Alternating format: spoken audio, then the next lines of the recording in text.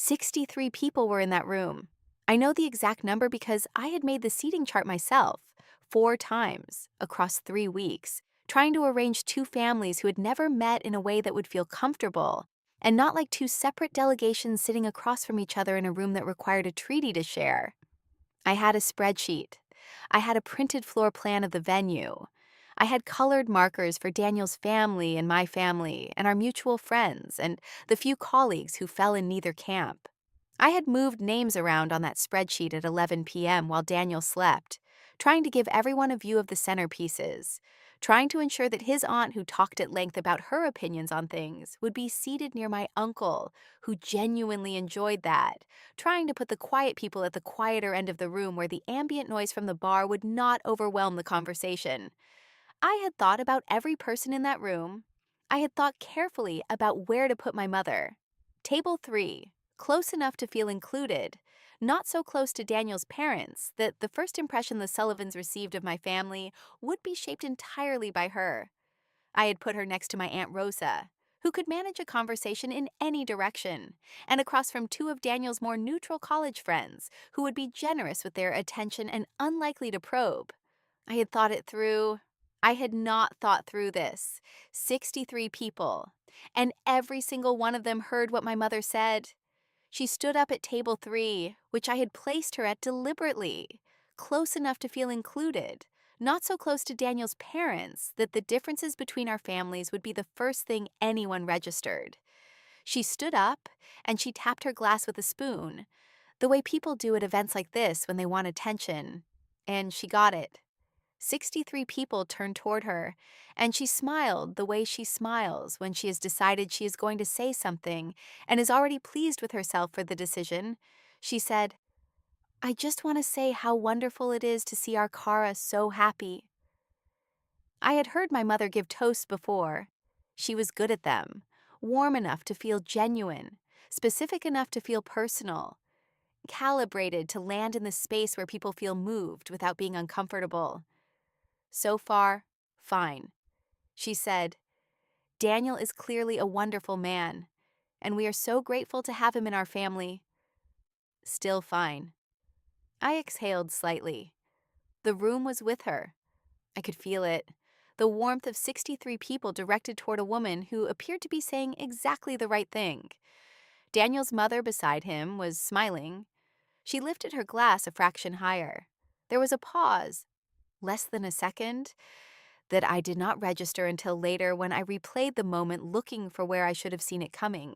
She said, "Let's just hope he doesn't leave her like her real father did." The room made a sound I have no name for. Not laughter exactly, though some people did laugh, the nervous kind, the kind that fills a silence before the brain catches up with the ears and understands that something has just gone very wrong. Not silence either, something between the two. The sound of 63 people processing simultaneously. Daniel's hand, which had been on the table near mine, went very still. I did not cry. I did not stand up. I did not say a word. I reached into my purse. "My name is Cara Mendez. I'm 29 years old. And before I tell you what was in my purse and what I did with it, before I tell you why Margaret Sullivan read it, and then set it down and picked up her glass and made the toast my mother should have made, I need to tell you about the thing my mother thought she knew, the secret she had been carrying for 29 years and had just announced to 63 strangers as a punchline at my engagement party.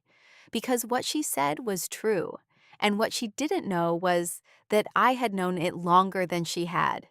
Stay with me. My mother, Patricia Mendez, has always had a specific relationship with information. She collects it, she stores it. She understands, with the instinct of someone who grew up in a family where knowing things about people was the primary form of social currency, that information held privately is potential, a resource, something that can be deployed when the right moment arrives, or when a wrong one presents itself and becomes the right one by virtue of the opportunity. I have watched my mother do this my entire life. Not maliciously. I want to be careful about that, because I think the word malicious implies a pleasure in hurting that is not quite accurate, What she takes pleasure in is the knowing, the having of information, the specific position of being the person in a room who knows something others don't, which gives her a sense of standing she has spent her life cultivating. She had been holding this particular piece of information for 29 years. It had been the most significant piece she had ever possessed, the one that could, if deployed, entirely reframe the story of my origin. I think she had held it so long that she had stopped thinking about it as a thing to be used and had started thinking of it simply as something she had, a permanent advantage, a permanent form of standing over me and over the question of my own beginning. She had told me, when I was 7 years old, that my father, the man I had grown up calling Dad, the man whose last name I carried, the man who had coached my soccer team and taught me to ride a bike and sat in the third row at every school play, was my father. Full stop. No qualifier. That was the story. His name was Victor Mendez. He and my mother had divorced when I was 4. I saw him on weekends and holidays until I was 12, and then he moved to another state, and the visits became phone calls, and the phone calls became occasional, and I had grown up understanding that this was simply the shape of things. I had grown up understanding a great many things about my family that were not entirely true. I found out on a Wednesday afternoon in March, when I was 24 years old. I had been going through papers in my grandmother's house after she died. My mother's mother, Nana B., who had kept every document that had ever crossed her doorstep in a series of shoeboxes organized by a system only she understood. I was sorting these boxes while my mother was at work, because someone had to and I had taken the day off. Most of what I found was unremarkable. Insurance papers, tax returns from the 1980s, birthday cards, a deed to a property that no longer existed in its original form. In the fourth shoebox, I found an envelope with my name on it, in my grandmother's handwriting. Not sealed. The flap was tucked in rather than glued, the way she stored things she intended to revisit. I opened it. Inside was a birth certificate. I knew immediately that it was mine. My name, my date of birth, the hospital, the county. I had seen my birth certificate before years ago, when I needed it for a passport application. My mother had retrieved it from wherever she kept such documents and handed it to me, and I had photocopied it and handed it back and thought nothing more about it. The birth certificate I had seen before had Victor Mendez listed as father. This one had a different name. I read the name twice, then a third time, the way you read something when you need to be certain your eyes are doing their job correctly. The name was not one I recognized. Not a family name, not a neighbor, not anyone I had ever been told about in the way that families tell children about the people who surrounded them before they were old enough to remember. A stranger's name in the field that said father. I turned the document over. I looked at the back. I put it down on the floor in front of me and I looked at it from a distance, as though the perspective might change what was printed on it. It did not change. I sat on my grandmother's floor with the shoeboxes arranged around me and the afternoon light coming through the window at the specific angle it had always come through in that house, the angle I had known since childhood visits. And I held a document that unmade something I had believed for 24 years. I sat there for a long time. Then I called my mother. She answered on the second ring. I told her what I had found. There was a silence that lasted long enough that I was able to observe it, to notice its length, its texture, the specific quality of a silence that is not processing but containing. Then she said, "Where did you find that?" Not, "What are you talking about?" Not, "That's not real." Not any of the responses available to a person who is hearing something false. She said, "Where did you find that?" "Nana's things," I said. Another silence. "Mom," I said, "is this my birth certificate?" She said, "I can explain." I said, "I know you can. I'm asking you to." She explained. It took 40 minutes, and most of it was context I had not asked for. The year, the circumstances, the choices she had made, and why she had made them. Some of it I understood. Some of it I did not. All of it arrived in the specific register of a story that has been held privately for so long that telling it has become its own kind of crisis. The short version: the man listed on the birth certificate was a relationship that had ended before I was born. My mother had not told him about the pregnancy. She had married Victor Mendez 6 months later and allowed the assumption to be made and then sustained it, carefully, for 29 years. Victor Mendez knew. He had known from the beginning. He had agreed, for reasons my mother explained, and that I will not repeat here because they were private, and because this is not the story of why he agreed. He had raised me as his own until the geography made it difficult, and then he had let the distance become the default. He was not my biological father. He had known that, and had made a choice. The choice, in retrospect, reflected something about him that I had not understood at the time. I held the birth certificate for the rest of that afternoon. I sat in my grandmother's house among the shoeboxes, and I held it, and I thought about the specific particular weight of being 24 years old and learning that the story of your own origin is not the story you were told. Then I made a decision. I was going to keep this. Not the secret. I was not going to lie to Daniel, who I was already seeing then, who I would be engaged to 5 years later. I was not going to pretend I hadn't found it. I was going to keep the document. I was going to know this thing that my mother thought she'd managed. And I was going to decide, on my own timeline and for my own reasons, what to do with it. I kept the birth certificate in the zippered inside pocket of every purse I owned for 5 years. My mother did not know that I knew. I told Daniel on our third date. Not everything, not the full complexity of it, not the birth certificate, not all the details I was still processing myself. I told him the truth as I understood it at the time. That my father's situation was complicated, that the man I had called Dad growing up was not my biological father, that I was still working out what that meant for me. He listened. He asked one question. "Are you okay?" I said I was working on it. He said, "Okay, take your time." That was Daniel. 4 words, take your time. And then he passed the bread and asked me what I wanted for dessert, and treated the information I had given him with the specific respect of someone who understands that other people's most complicated things are not theirs to solve or speed up or make more comfortable. He did not ask follow-up questions I wasn't ready to answer. He did not tell me what he thought I should feel about it. He did not perform sympathy in a way that required me to manage his reaction. He just received it and set it in the category of things he knew about me, and continued dinner. I had not told many people about the birth certificate. I had told Sasha, my closest friend, who had listened with the focused intensity she brings to things that matter, and then said, "What do you need right now?" I had told my therapist, who had helped me spend a year working through what it meant for my understanding of myself and my family. I had told very few other people, because very few other people had earned the telling. Daniel earned it on our third date by asking one question and then letting me answer it in my own time. I knew that evening, in the specific way you sometimes know things before you have the evidence for them, that I was going to marry this man. 5 years of evidence later, I had not changed my mind. Over the 5 years between that dinner and the engagement party, Daniel had learned the full shape of my family. He had met my mother, who was charming to him in the way she was charming to men she wanted to impress.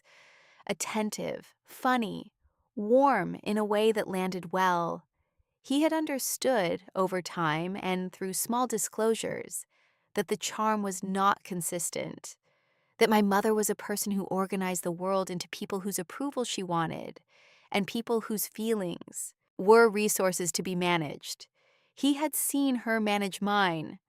Not dramatically, never dramatically with my mother. In the small, sustained ways of someone who understands that daily water will do more damage than one flood. He had never said, "I don't like your mother." He had said once, when I was upset after a particular phone call, "I see what she does. I want you to know I see it." That was enough. That was more than enough. When he proposed, on a Tuesday evening in our apartment, without a restaurant or a flash mob or an audience, just the two of us and the leftovers from dinner we had not finished. I said yes before he had fully gotten the question out. He laughed. I cried. Neither of us was performing anything. The engagement party was 6 weeks later. His parents, the Sullivans, had offered to co-host. His mother, Margaret, was a warm, direct woman who had welcomed me with the uncomplicated warmth of someone who is glad. Her son is happy and is glad for the person who has made him happy.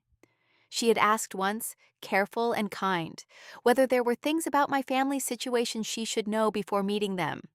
I had said, my mother can be complicated. Margaret had said, whose isn't? And she had smiled and moved on. I had not told her about the birth certificate. It had not seemed relevant yet. It became relevant on the night of the engagement party. I need to tell you what the room looked like in the 15 seconds after my mother sat down. Daniel's hand was still. He was looking at the table with an expression I had never seen on him. Not anger, not embarrassment. Something more inward than either. He was recalibrating.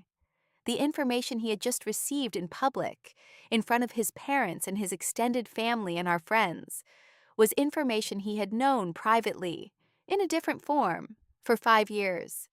The public version arriving without warning in the form of a joke at his fiancée's expense was a different thing from the private truth. His mother, Margaret, was looking at my mother with an expression I recognized, but had never previously had directed toward someone at my family's table. The expression of a woman who has just seen something that offended her and is deciding what to do about it. My mother was sitting down, still holding her glass, looking at me with the specific expression she has when she has done something she knows she shouldn't have, and is trying to determine whether she's gotten away with it. 63 people were conducting their own recalibrations. I could feel it in the room. The subtle repositioning of bodies, the shift in noise level, the way people looked at each other, and then looked away. No one said anything. The silence lasted approximately 5 seconds. It felt longer. I reached into my purse. I wanted to describe this moment carefully, because the gesture was deliberate, and because the deliberateness of it mattered. I did not reach frantically. I did not fumble. I opened the purse, a small black clutch I had chosen for the evening, and I unzipped the inside pocket. The inside pocket where, for 5 years, I had kept the document that my mother thought was her secret. I took out the birth certificate. I did not unfold it and hold it up. I did not make a speech. I slid it across the table, face up, to where Daniel's mother was sitting. Margaret looked down at it. I watched her read it. She was not a slow reader. She moved through the document with the efficient attention of someone who had spent decades making sense of paperwork. But she read it carefully, taking in the specific fields, the specific information, the name in the father field that was not Victor Mendez. She read it all the way through. Then she looked up. Not at my mother, at me. I held her gaze. I did not look away, did not qualify the moment with an expression that might invite her to dismiss what she had just seen, or to manage her own reaction for my comfort. I looked at her directly, which was the most honest thing I could offer in that moment, and I let her understand what I had just given her. She understood. Then she looked at my mother. I watched my mother's face from across the table. I watched the expression she had been wearing, the one she had when she has said something she believes, and is waiting to see if the damage is what she intended. Shift, not all at once. In sequence. First, a slight narrowing as she tried to determine what I had, passed across the table. Then a stillness as she registered that whatever it was had produced a response in Margaret Sullivan she had not planned for. Then something I had seen from my mother, very rarely in 29 years of being her daughter. Uncertainty, real uncertainty. The specific expression of a person who has just realized they are not in possession of all the relevant information. She did not know what was in that document. She did not know what I kept in my purse. She had held her secret for 29 years in the certainty that she was the only keeper of it. She had used a version of it as a weapon tonight, and had been so confident in its power that she had not paused to consider whether I might already be holding the original. She looked at me, across the table, across 63 people who were all waiting for the room to find its footing. For the first time in my memory, she looked at me and did not have more information than I did.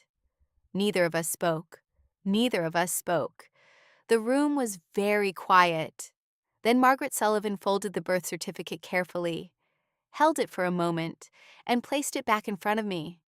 She picked up her glass. She said, to the room, "I think what we all came here to celebrate is the love between our children. Let me do that properly." She toasted Daniel and me, warmly, specifically, without notes. She talked about what she had seen in her son over the past 5 years, the changes, the settledness, the particular happiness of a person who has found the right person. She talked about what she had observed in me, my steadiness, my humor, the way I listened. The room lifted. People drank. The night continued. My mother did not speak again for the rest of the evening. Stop here with me for just one moment, because I know what you're thinking. You're thinking, why did you have that document? Why had you been carrying it for 5 years? And what happened when everyone left and it was just your mother in the silence? Drop a comment. Tell me what you would have done at that table. Would you have said something? Would you have left? Would you have done what I did? Subscribe if you haven't. Because the conversation I had with my mother after that party is the part that matters most. And it is not what you expect. I have been asked this question by Daniel, by my closest friend Sasha, by myself in the mirror on more than one occasion. And my honest answer is that I did not keep it as a weapon. I kept it because it was mine. The birth certificate was a document about me, about my origin, about the first fact of my existence. And my mother had managed that document, had controlled who had access to it, who knew what it said, what version of my own story was allowed to circulate, for 29 years. My grandmother had kept it separate, and my grandmother was gone now, and the document had come to me, and I was not going to give anyone else custody of it. I put it in my purse because it belonged to me. I kept it there because I had learned, over 24 years of being my mother's daughter, that the information she held about people, particularly information that could damage, was held as leverage rather than given as gift. She had held this particular piece of information for 29 years, and I had no way of knowing whether or when she might choose to use it, or how, or against whom. I wanted to be holding the original when that moment came. I had not thought about it as preparation for a specific scenario. I had not imagined the engagement party, the toast, the 63 people. I had simply understood, somewhere in the first year after finding the birth certificate, that I was now the keeper of a document that my mother believed was hers to manage. And I had decided that the document was mine, and that mine meant with me. So it was with me. On the night of the engagement party, my mother used what she had. She used a version of it, a gesture toward it, a public humiliation built from its existence.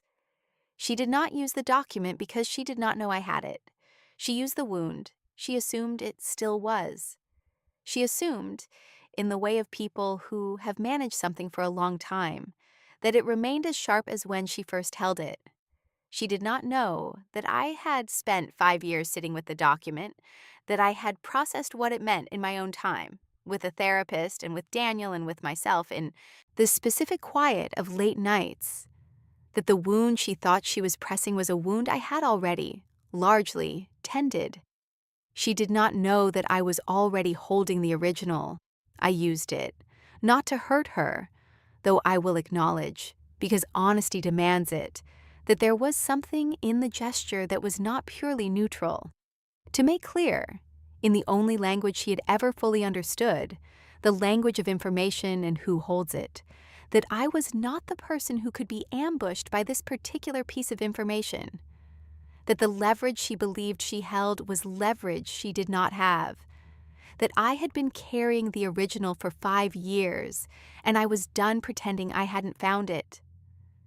Before the guests left, I stood near the bar with Sasha for 10 minutes. She had been there the whole evening, in the front row when it happened, watching my face when my mother said it, watching my hand go into my purse. She had not come to me immediately, which was the right call.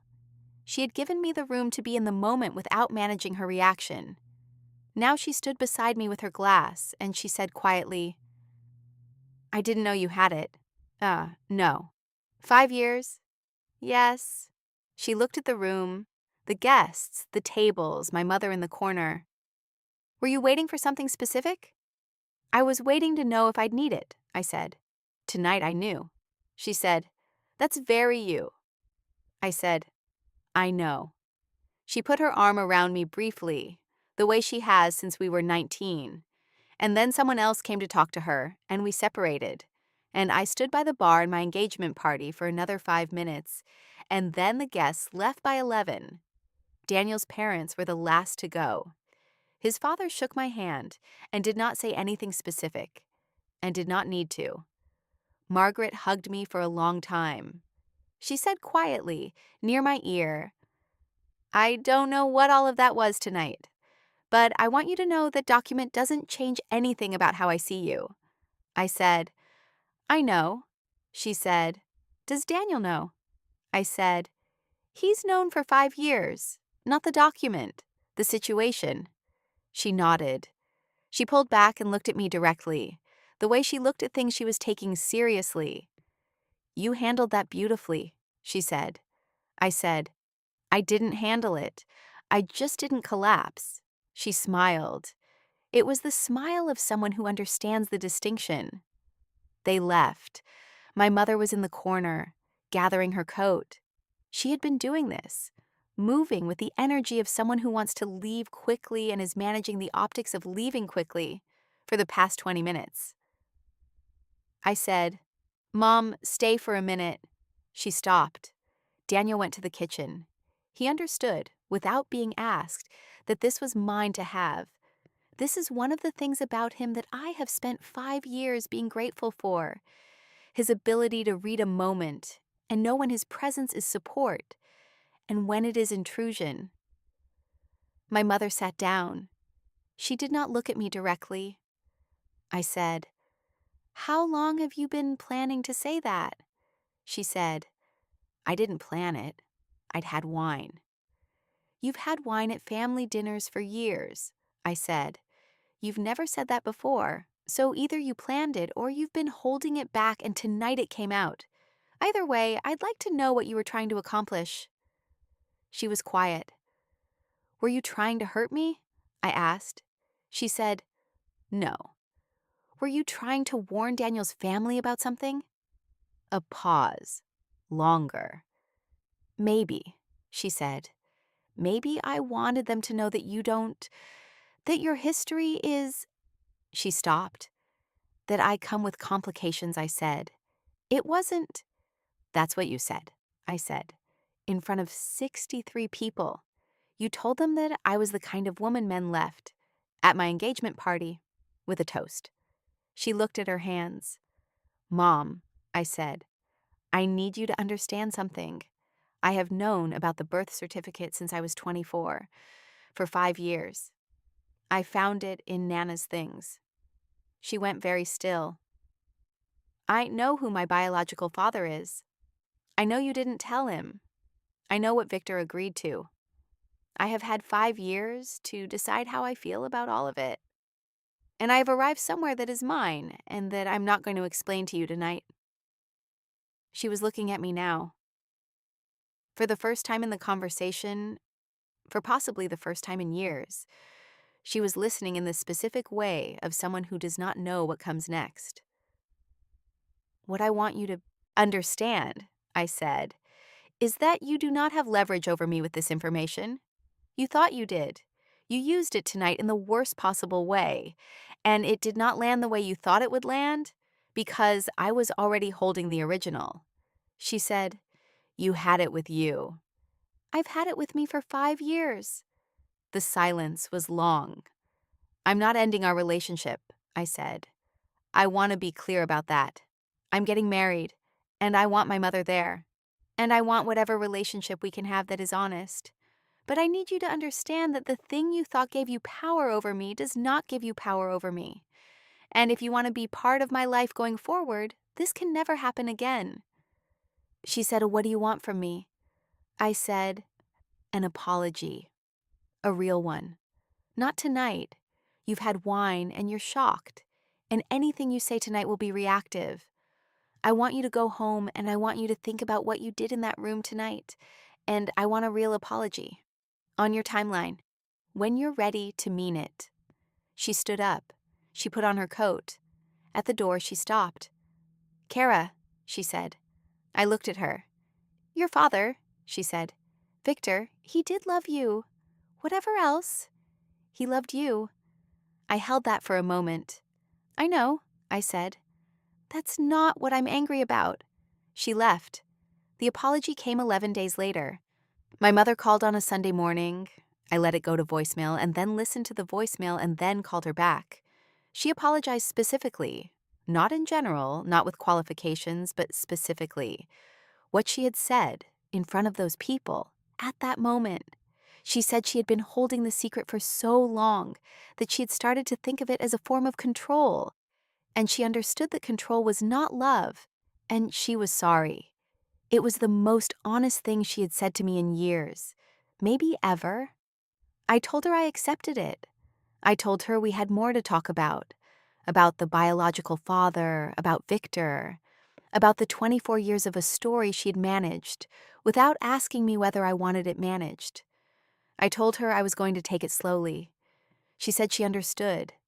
Daniel and I were married 7 months later. My mother was in the third row. She did not make a toast. Margaret Sullivan made the toast.